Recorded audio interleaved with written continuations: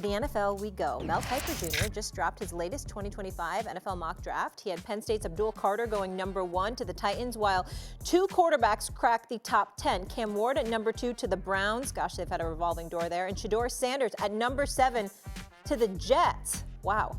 Heisman winner Travis Hunter lands at number 3 to the Giants. I mean, we need a quarterback too. Where's my guy, Mel Kiper?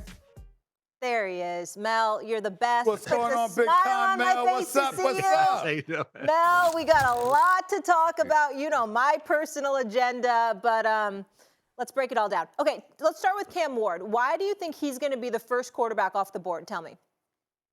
I think arm strength, all the arm angles he can throw with, and certainly for Cleveland, I think in the weather conditions in Cleveland, Baltimore, Cincinnati, Pittsburgh, it makes sense to go with a guy that has a stronger arm. Obviously more mobile than Shedeur as well. You saw him at Incarnate Word at Washington State, out in Pullman, dealing with weather conditions here, throwing on the move accurately down the field. Cleveland, obviously, with Lamar Jackson, Joe Burrow in that division, all those great quarterbacks in the AFC, need to get it going at quarterback. Obviously, Deshaun Watson trade, one of the worst, if not the worst in NFL history. So now you go. You reset it. You get Cam Ward. You got yourself, if he is as good as he could be, now you get yourself a quarterback in that division in the AFC that can go toe-to-toe with all those other great signal callers.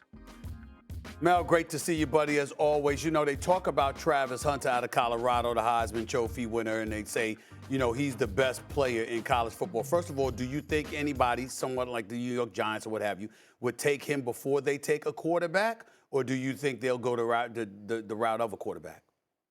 Stephen A., I think the Giants could take Travis Hunter over Shedeur Sanders. Travis Hunter, if you're picking where you are and you get the best player in the draft, that's pretty doggone good. Travis Hunter, people say, well, is he not a great corner? Is he a great receiver? He's played both. He hasn't played just one. He hasn't said, okay, I'm going to put all my energy into one spot. And I talk about energy. How about the energy you lose playing both ways in college and being as physical as he is and being out there for every snap? This kid is unbelievable. He is generational, and he's going to let it play out, see where he's best, and sprinkle him in at the other spot. So for the Giants that need help with both corner and wide receiver, he would make a lot of sense. Obviously, Matthew Stafford, somebody's got to come in at quarterback. If it's Stafford, whoever it may be, that would allow them to go with another player, another position, like a Travis Hunter. That's where I was headed, Mel. I think you saying that they would look past Shedeur to maybe take Travis Hunter. Is that predicated on them getting a quarterback in free agency? Barkley, Barkley, getting the quarterback from Minnesota in free agency, or making a trade for Matthew Stafford? Is it predicated on that? Yeah. Yes, Shannon, it definitely is. It's Matthew Stafford there. It's Sam Darnold with the Raiders, because I had them passing on Shedeur and letting him fall to the Jets. So all that is predicated on those teams going a different direction with a proven entity at the quarterback position, which would allow them to take a player more highly rated. There's not universal love out there for either quarterback. In other drafts, Cam Ward wouldn't be going this high. Shedeur Sanders, I had people say if his name was Shedeur Jones, he wouldn't be nearly as high. He might be a second-round pick, third-round pick. So same thing was said about Peyton Manning. If his name was Peyton Jones, it'd be a third-round pick. How'd that work out? I love Shedeur. I'm a big Shedeur guy. I was last year, as you all know, and I am right now. But the league goes with the more mobile, the stronger arm. I get it. But if you get a rock-solid offensive line in front of Shedeur Sanders, he will surgically pick you apart. I said it about Tom Brady. When he came out, when he was picked in the 6th round, you needed that offensive line to allow him to do his work. That's what Shedeur Sanders needs. And like I said, he will go about his business like the old school traditional quarterbacks did. Burrow's doing it now. Brady did it at 44, won a Super Bowl. Manning did it. This notion you can't be traditional old school and win in the NFL at quarterback is garbage to me. You talked about Cam Ward, more mobility, a stronger arm. Can you highlight for the audience cases in which that mode of thinking actually hurt NFL teams instead of helped them? Well, I think you look at it really when you go to even when Ryan Leaf was coming out with Peyton Manning. There were people that said that the revisionist history is always done. And Shannon, you know this, and Stephen A., you know as well as anybody. Everybody does it. Brian Billick had said it a long time ago. We all look 15, 20 years ago and act like everybody loved that quarterback and everybody was down on that quarterback that was a bust. When you go back and look at real time, that was not the case. 50% of the league loved Peyton Manning. 50% of the people loved Ryan Leaf. Turned out Bill Polian and the Colts took Peyton Manning. Great pick. Ryan Leaf wasn't. It's happened before. It happens again. Now we're trying to decide between old school, traditional, and Shedeur, and what the NFL likes now, which is a guy who can all different arm angles, rolling left, rolling right, being a little reckless, a little careless with the football. Cam Ward's got to shore that up. A fumble, being reckless and careless in the first quarter of a game in the ACC doesn't matter, right? But it matters in the NFL. Look at Will Levis. I like Will. I still have hope for Will. But that one big mistake is the reason why Will Levis has a lot to prove still in the NFL. Shedeur Sanders is a guy, if you give him time to throw, he will, with his accuracy, his toughness, the way he sees things. To me, he has a chance to be great if he has players around him that can allow that to happen. Cam will, with a bad situation up front, can create a little bit on his own.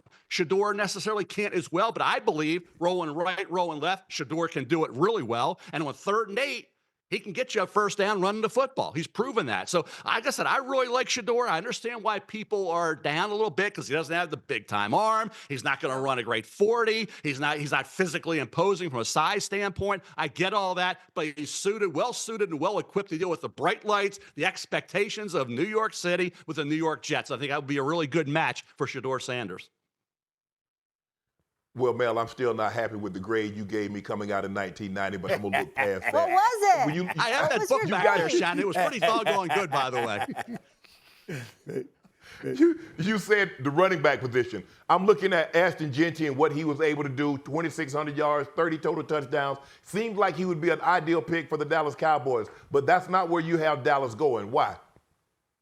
Well, 2 running backs. And you say, why does Kiper have 2? It's a philosophy. It's not a rating. My rating has Jeanty up at 4 and Hampton at 19. Okay, I had McCaffrey high. I had Zeke high. I had Bijan high. But the philosophy is don't take a running back in the first round. But you don't grade on philosophy. You grade on ability. Jeanty to the Raiders, who couldn't run the football. Pete Carroll wants to do that. Makes sense.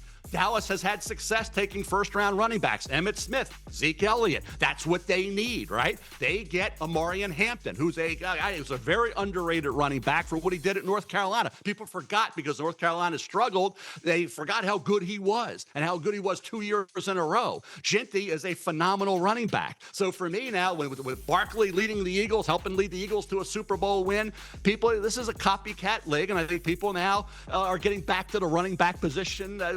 I've always said it's critical. It's important. I've always talked about the 2nd through 7th round running backs that you can get. But certainly these 2 running backs are well deserving of going in round 1 and would be major additions to the teams I have them going to. Mel, can I go back to the Giants really quick? Because obviously we say this every year. Obviously we know they need to shore up the offensive line as well. But if they pass on Shedeur and then he goes to the Jets and Matthew Stafford, I don't know how many good years you feel like he has left. If you were the front office, what move would you make? I'm big on Shedeur, but I think I understand why you would go away from it. Like I said, he doesn't have the wow factor. I understand that. And certainly, Cam Ward, you look at what he, in a draft that was a little stronger, be as highly rated as he is, or up there at the top. No, he would not. I get that.